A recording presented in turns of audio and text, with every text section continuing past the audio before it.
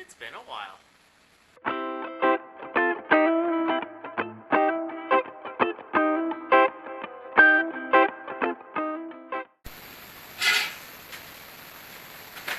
Okay, so it's only been about 6 months, maybe 9 months.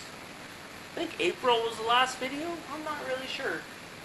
But the summer has come and gone now, and here we are in, it is November the 14th. It's a Saturday. And not much has really happened. There's been like wee little snippets throughout the whole summer of doing stuff. So as you see, everything has been deassembled on the car, and that is because I found that the motor mounts were not going to work. That side was fine. That side interfered with the steering linkage, so that was definitely a no-go. So I revamped that whole thing. They are solid motor mounts now, and yeah, they're on. So next is the steering linkage. It hit the pan. I think I have some footage of putting the pan on and the modified pickup, so I'll probably throw that in here as kind of a excerpt. But the next is the steering linkage, and then after the steering linkage I am going to do a tubular cross support for the front cross plane, and we got to put the cam in here yet, and the valve springs, and I guess the rest. But I did get the accessory drive is all done, and I'm going to bring you on a little bit of a tour here of the motor mounts that I did. So I'm going to spin you around, and here is some solid bushing that I laid out to this size and just welded on here.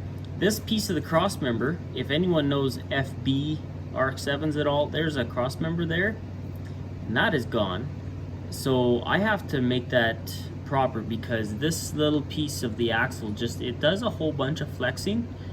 Not really keen on that, but yeah, it's clears up a lot of the room, and this side wasn't a problem, but my steering linkage, which is off on the bench right now, that was interfering on this side over here, and now I've got lots of room, so it's gonna clear properly, because I have to mount the idler into those holes, and it comes down and swings right in here, and there's a support here, or that, I forget, but it was hitting, so gotta do all that.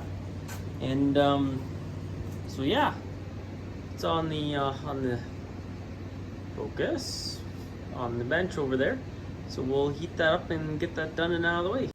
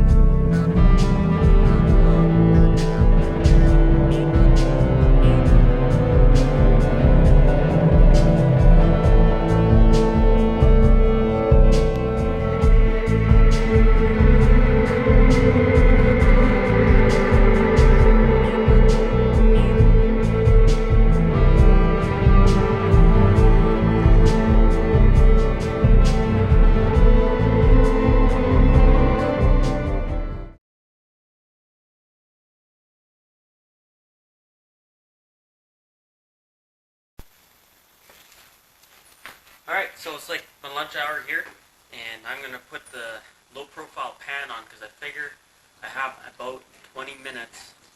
And I think that's enough time to put the new pickup tube, the windage tray, and the low profile pan on. So I'll go and grab that.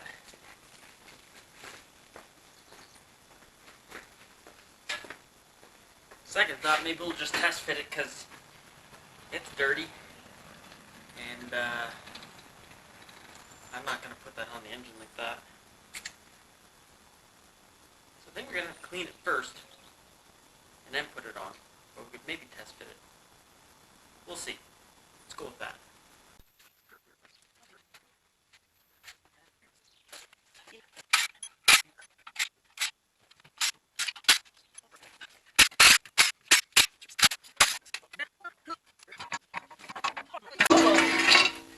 Oil pan. Alright, there we are.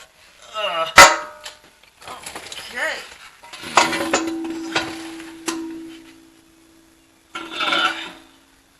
Well, that's good news that in the future I can drop the pan in the car. I just have to make an actual subframe. Oh, and I'm stuck. Connector. Hey! It's either a nuclear sign or a Massey Ferguson. I don't know what that's gonna mean necessarily. Oh, yeah. Okay. Alright, so my little pump system, because that guy died, so just a garden sprayer and a bunch of solvents. The tip falls off because of vibration. There we go.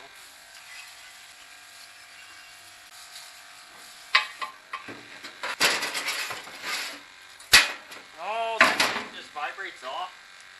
Yeah, there's supposed to be an O-ring. There's no O-ring.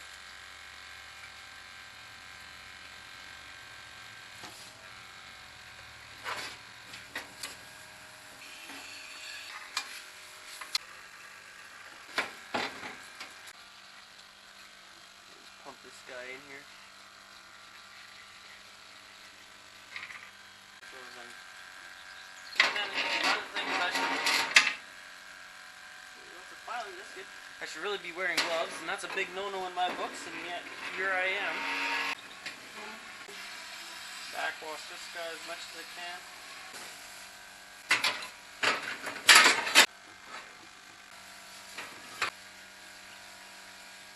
This other windage tray is exact. Alright.